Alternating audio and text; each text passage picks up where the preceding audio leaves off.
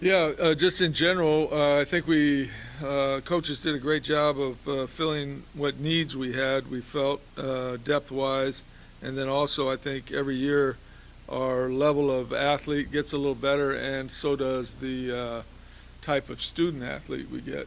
So from that standpoint, I think everybody is pleased on our staff with the decisions we made on some of these kids. So from that standpoint, it's a real positive thing.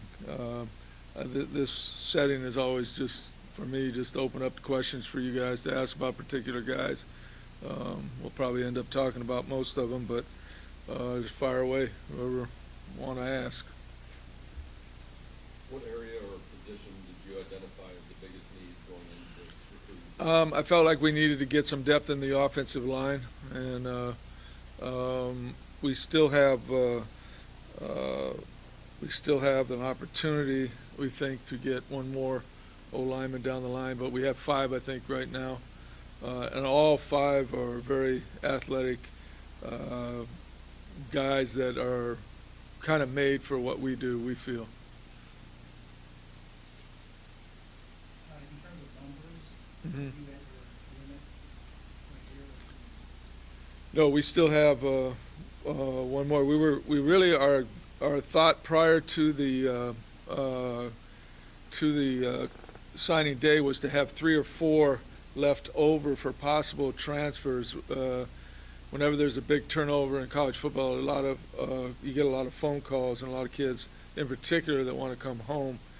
We had an interesting situation come up about 10 days, 2 weeks ago, with some of the kids that we signed from Army Prep School.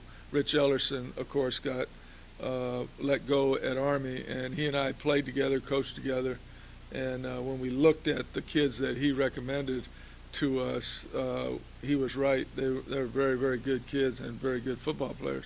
So we still are in a position with one of those opportunities, but that will probably be not till June that we make that call. When you and Coach Ellerson spoke about the 3 guys who ended up signing today, did you think you were going to be getting all 3 as a package deal, or did you think there's a chance you might get just 1, just 2? I was thinking just probably 1 or 2 until I looked at all of them, and then he was right. Rich is a very good football coach, and he had these kids in the prep school, and so they're going to come in as true freshmen this year. And when I first looked at the first kid, Sean Kitagawa, from the Big Island at Kamehameha, I thought that immediately he was one of the best I've looked at on tape, and so I was thinking when I turned it off that, well, that'd probably be the guy, and then just kept looking at the other 2 guys, and he's listed as a wide receiver on here, Wilkinson, but he also played defensive back, and he was a state 100 and 200 meter in Oklahoma. So that'd give you a little bit of idea of his athleticism. And he's a little bigger guy. He's a 6-foot, corner, 6-foot receiver. So all 3 of those kids are very, very interesting athletes and academically strong kids also. You got 3 or 4 guys in this class: Daryl Colbert, Anthony Roan, Tony Richards, and then J.R. Reed, if you look, I guess, to a gray shirt. All of whom had fathers who played professional football. How much does that factor into the evaluation process that you and your staff go through? I can't talk about kids that aren't here, but the ones that are on the sheet here, Jake,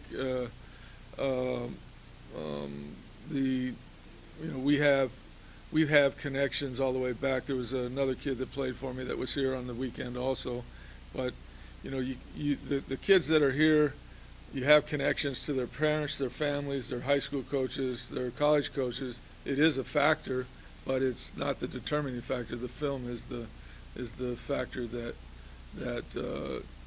decides whether you take them or not.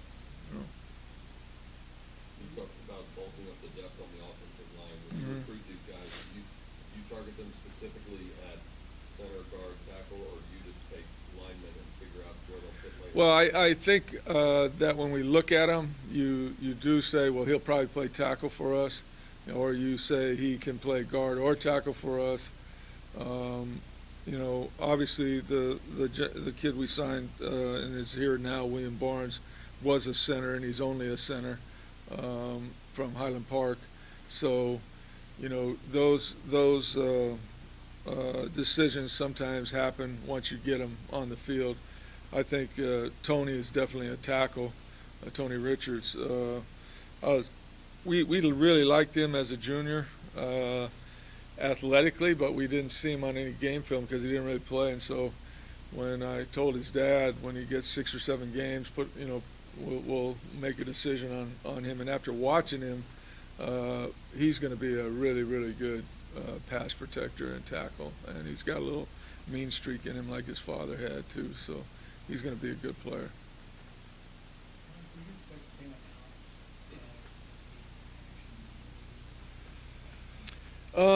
Of the O-line group, I think probably maybe 3 of them probably will immediately get some chance to play. I really, talking with the coaches, and of course we offered the Brown kid, Evan, real early, but we liked him in camp and we liked him on film as a junior, and then his high school coach said he's the best offensive lineman he's ever had, and he's a great kid, pays attention to the academic part of it too, and I think he has a chance to compete right away, as does William. William does too. 5 years ago, you took Marcus Hunt and turned him into a football player. Now you've got Bozadar and Tunovich. Yeah. How would you compare or contrast the two of them as Bo gets ready for his first go-around with you? Well, I think, we were kind of going back and forth of where we're going to take our shot with Bo, and we've made a decision he's going to play offense. His body is a little bit more conducive to that. He's very explosive, as you can tell on his what he's done in his track. I think athletically, he's a better athlete, I think, than Margus. And so both, obviously, Margus and he are very explosive athletes. He can't run like Marcus ran, just in a 40-yard dash, but he's got unbelievable athleticism, and he's a big kid that's going to get bigger, So we'll teach him how to pass block, and, we'll probably have a shot to get him to the next level, too. When you got Marcus 5 years ago, you talked about what a great athlete he was, but you said the next thing you had to figure out was whether he liked the combat, I think is the way you described it. Is there any way to look at a kid or to look at his background and guess how they'll react to that kind of thing? Not really on the track athletes. I mean, I knew it, like I think I told you the story when Marcus first played, he wanted to fight, so I knew that he was tough enough. Offensively, I think you're just going to have the competition of doing everything and learning everything for the first time for Bo is going to be, this spring he'll get a little feel for it, and then hopefully get better through the summer, and then have a chance to compete in the fall. So I would think he'll be a kid that has a chance to compete right away. He's probably one of the most talented kids that we have on the list. His highlight tape, I think, if you look at it, you see why everybody was on him. I think the special thing about him is the type of kid he is. He is really, really a special kid. He's involved in many things. He cares about his teammates. He's just a leader, and I think that more than anything, that type of character is even stands out more when I talked with him than his play. So you get both of them in him. You talked about what he did in the weight room. Squats, I think, 600 and something pounds. Have you ever had a running back come in with that kind of strength? Barry Sanders. He's the only one. Coach, you signed 2 quarterbacks this Uh-huh. year. Is that a position of need? And going back to what you said about maybe looking at other kids down the line, is that a position you're always looking at? Always looking for quarterbacks. You find out real fast you can't play without one, and we think we have 2 real. We got really 3 or 4 kids on campus right now. The 2 that come to mind are Colony and Neil. who are going to get a lot of reps this spring. Stitch got in the game late and has improved so much. And we have a walk-on from Oregon that really got better as the year went on. So we got 4 guys this spring that are going to take a lot of reps. And these 2 kids are interesting. I saw Darryl.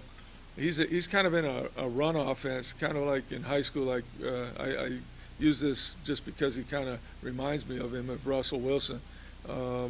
He runs an offense in high school similar to what Russell ran at Wisconsin, and he's very accurate with the football deep. He is a runner, but he doesn't look to run, just like Russell. He looks to pass, and he's only lost, I think, 2 games in his whole life since the 7th grade. So, he's pretty good leader and competitor. And the other kid we had in camp is a junior, and we offered him right away when we saw him.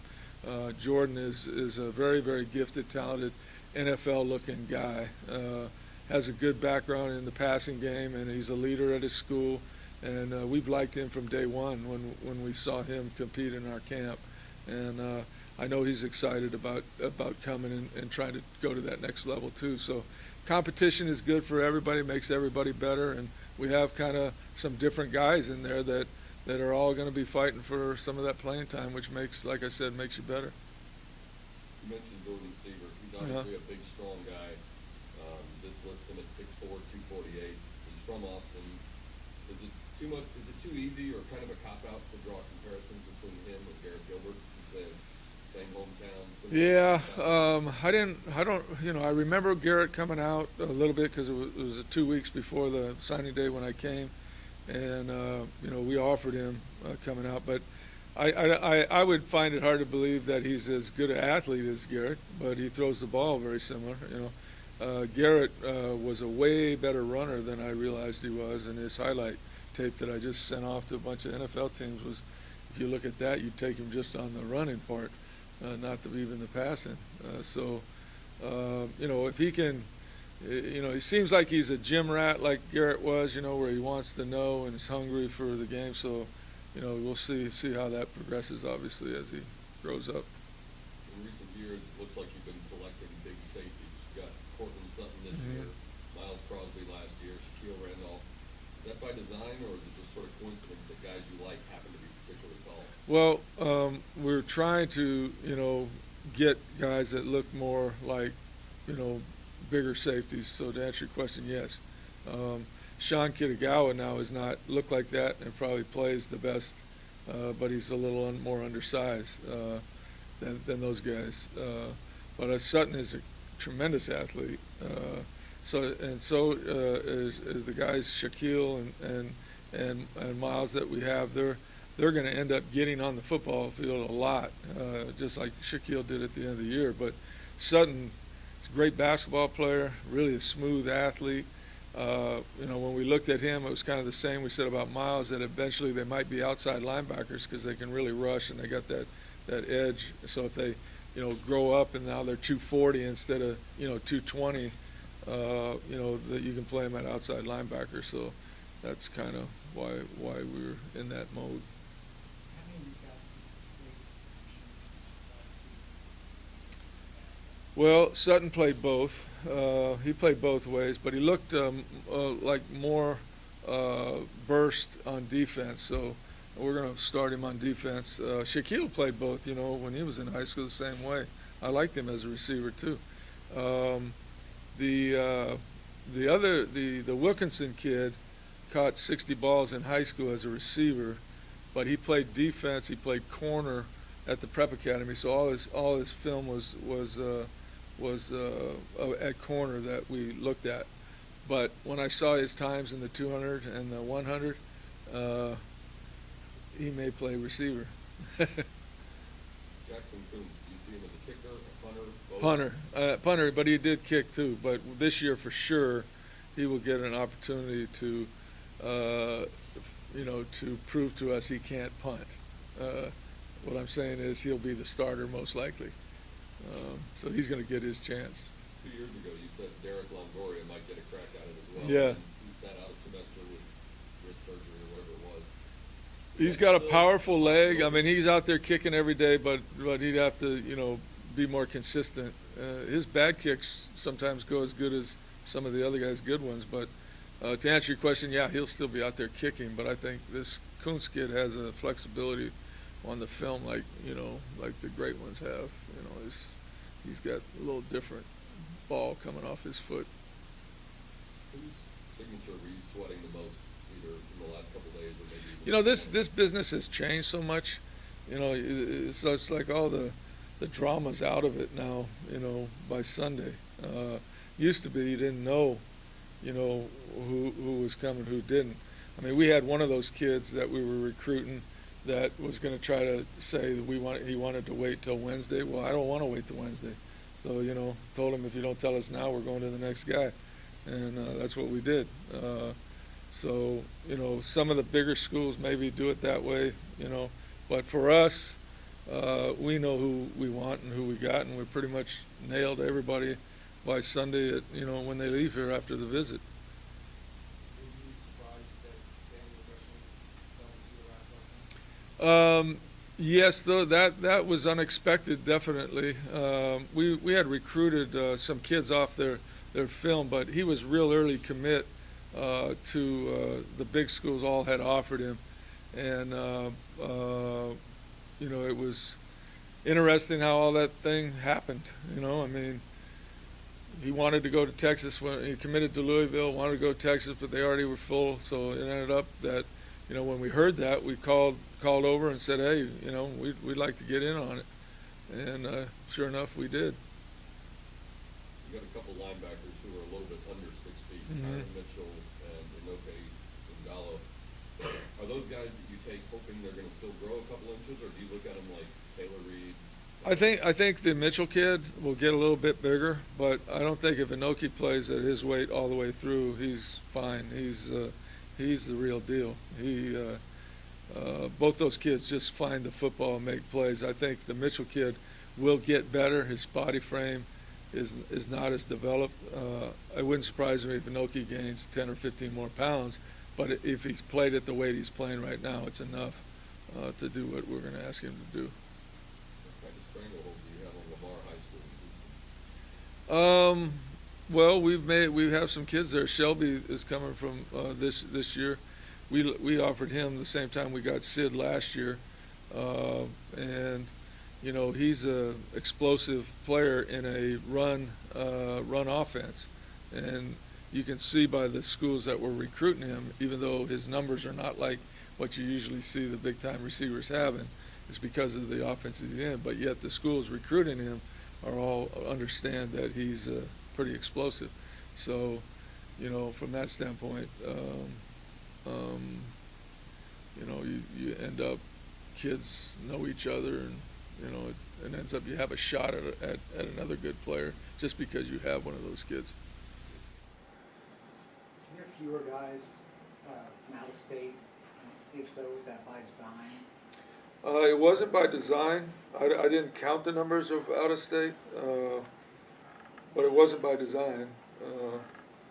We really just kind of, to be quite honest, we look at the film and talk to the coaches, and if we like the kid, the film really doesn't lie on these guys, and the coaches grade them, and we make decisions on them, and that's how we do it. A couple of these guys came from schools that are either very young schools or have new programs, new coaching staffs. Nick Natur up in Frisco, Mm-hmm. Darius Doral in Houston. Do you target places like that where maybe a school is sort of under the radar of some other Not recruiters? really. Not really. We just, we go to the schools. Whoever the coaches in that area goes to the schools. We target ask the coaches and get who the prospects. We grade them either while we're in spring, and then watch them as they start their senior year on film.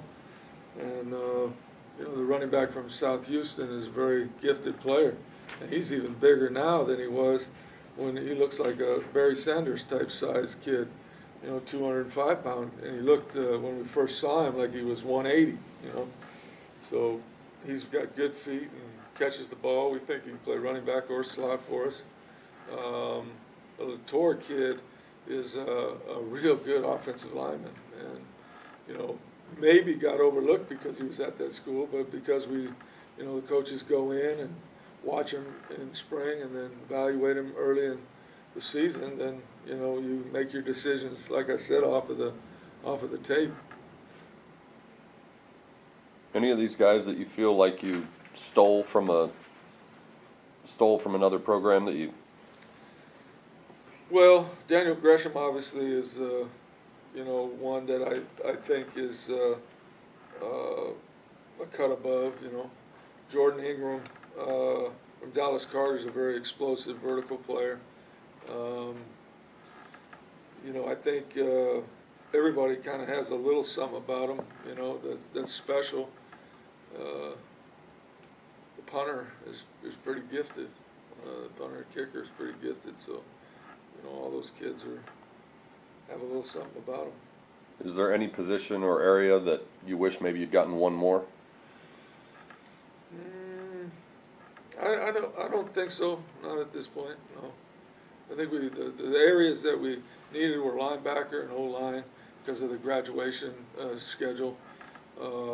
I was kind of excited about getting the O-lineman the same time, like Daniel's coming in, same time our running backs are here. Prescott's going to be a sophomore, so you know they can play together for 4 or 5 years, and that was important.